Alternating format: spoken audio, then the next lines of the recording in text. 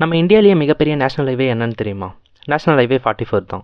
இந்த national highway ஸ்ரீநகர்லேருந்து Kanyakumari வரைக்கும் run ஆகுது. இந்த நேஷனல் ஹைவே கிட்டத்தட்ட 12 ஸ்டேட்ஸ் அப்புறம் ஒரு யூனியன் டெரிட்டரியில் பாஸ் ஆகுது. அந்த 12 ஸ்டேட்ஸ் என்னென்னா ஜம்மு அண்ட் காஷ்மீர், ஹிமாச்சல் பிரதேஷ், பஞ்சாப், ஹரியானா, உத்தரப்பிரதேஷ், ராஜஸ்தான், மத்திய பிரதேஷ், மகாராஷ்டிரா, தெலங்கானா, ஆந்திர பிரதேஷ், கர்நாடகா, அப்புறம் ஃபைனலாக நம்ம தமிழ்நாடு.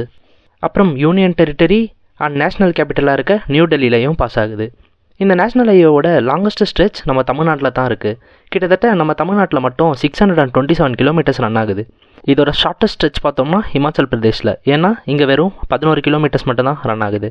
இந்த ஹைவே கவர் பண்ணுற மொத்த டிஸ்டன்ஸ் பார்த்தோன்னா கிட்டத்தட்ட 4112 கிலோமீட்டர்ஸ்.